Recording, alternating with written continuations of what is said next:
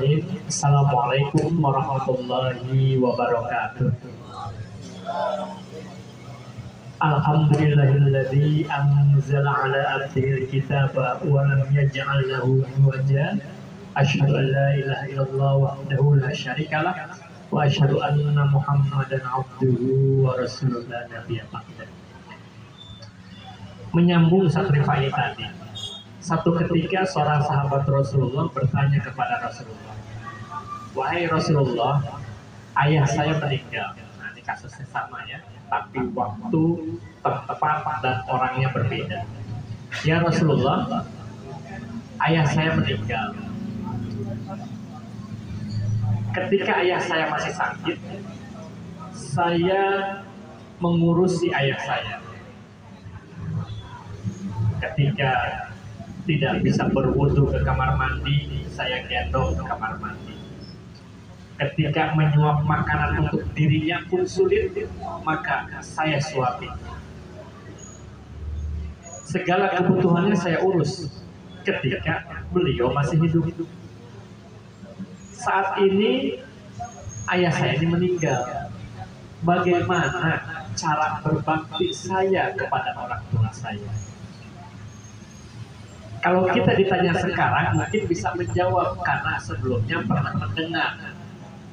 Nah, tapi pada saat itu sahabat tadi benar-benar karena memang tidak paham bagaimana caranya berbakti kepada orang tua yang sudah meninggal.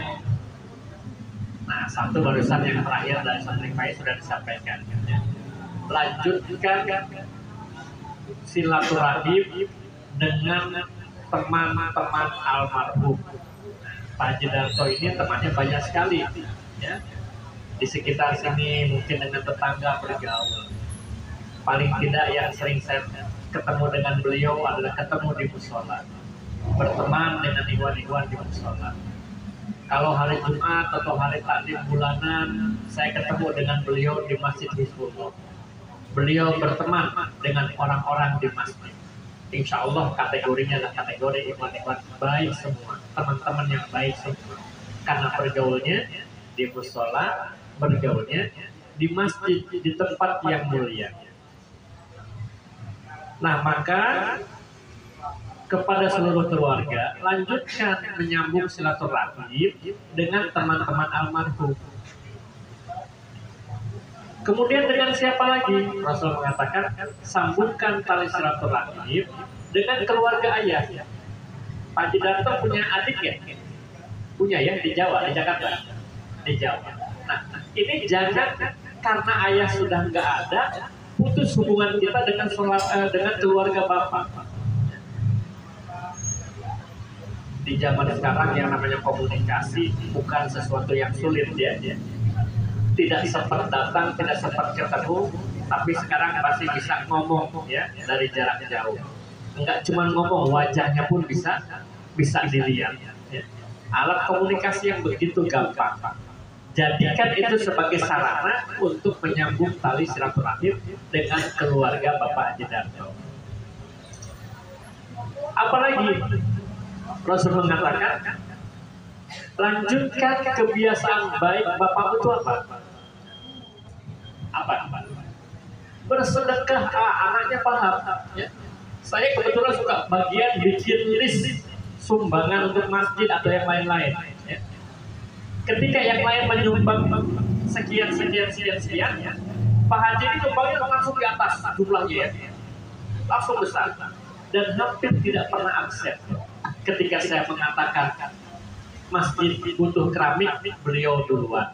Ketika saya mengatakan masjid butuh ngecor di awal-awal dulu, beliau duluan. Begitu banyak sedekah yang beliau limpahkan untuk kepentingan fisabilillah.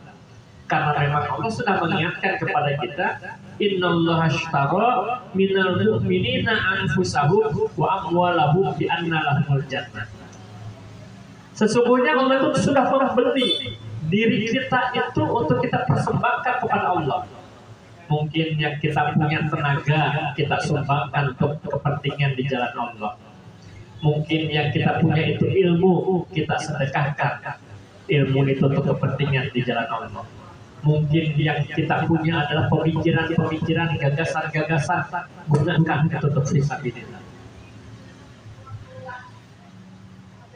Allah sudah memberi diri kita dan juga harta kita.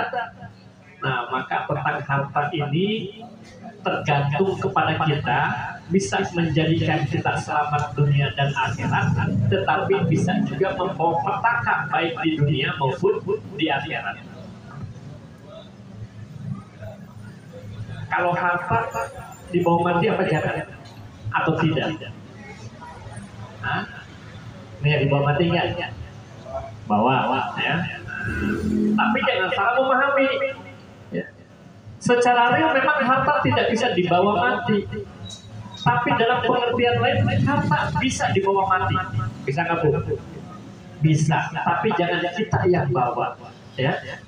Nah, kita titip di masjid untuk bangun masjid, titip di anak yatim untuk menyantuni anak yatim, titip di janda, kecuali janda-janda yang memang tidak perlu perhatian. Ya.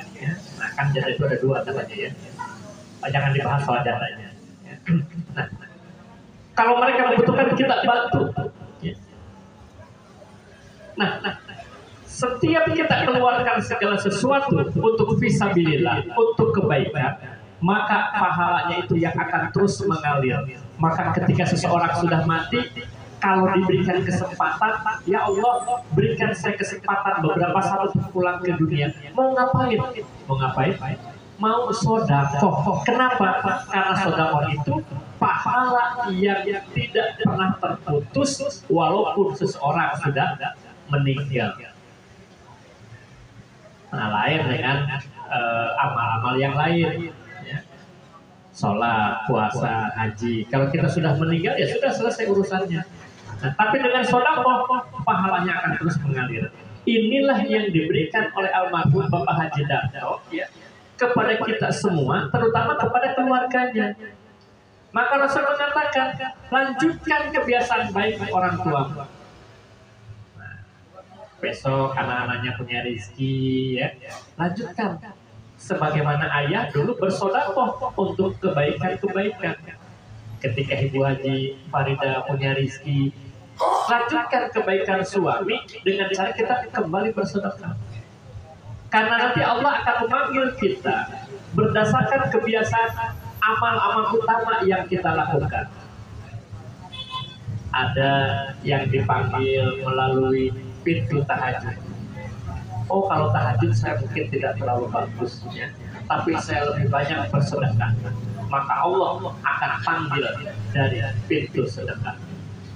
Mungkin kalau sedekah saya kurang karena rezekinya juga kurang, tapi saya rajin berpuasa, maka Allah akan memanggil kita masuk ke dalam surga melalui jalur puasa karena kita memiliki amal yang utama di puasa. Ada orang yang dipanggil melalui pintu sholat karena di samping dia mengerjakan sholat-sholat wajib, sholat-sholat tambahan, sholat-sholat nafilahnya dikerjakan pula. Begitu banyak sholat yang dia lakukan. Duhanya dia lakukan setiap saat, rawatibnya, sholat sunnah wudu dan seterusnya dia kerjakan. Maka nanti ketika dia meninggal, Allah memanggilnya dari pintu sholat. Sekarang kita bertanya pada diri kita masing-masing, tapi gak usah dijawab dengan keras-keras, ya. Tanya sendiri, jawab sendiri. Bukan tanyanya begini, jawab sendiri, ya. Kalau menurut diri kita masing-masing, pantasnya Allah memanggil kita lewat pintu apa? Tanya sama diri kita, ya. Oh, mungkin kita akan menjawab, ya lewat pintu sedekah lah. Saya kan nggak pernah berhenti bersedekah karena rezeki ada, gitu kan? Oh enggak lah, saya kalau soal sedekah mungkin kurang, tapi saya rajin berpuasa. Nah, kira-kira Allah akan memanggil kita lewat pintu yang mana? Karena Rasul mengatakan, kullu ummati yadkhulu ilal jannah. Semua umatku akan masuk ke dalam surga. Illa man aba, kecuali yang nggak mau, ya. Tapi kalau ditanya mah nggak bakal ada yang jawab, ya. Mau masuk surga nggak? Pasti jawabannya pasti mau semua, ya. Tapi Rasul mengatakan bukan jawaban mulut. Ya. Lihat dari tindakannya, lihat dari amalnya. Walaupun mulutnya mengatakan mau, tetapi amal yang dilakukan bukan amal-amal yang mendorong dirinya ke dalam surga, ya tidak akan bisa. Semoga Allah Subhanahu wa Ta'ala memberikan kepada kita kesempatan untuk mengisi hidup ini dengan amalan-amalan yang terbaik. Billahi taufiq wal hidayah. Wassalamualaikum warahmatullahi wabarakatuh.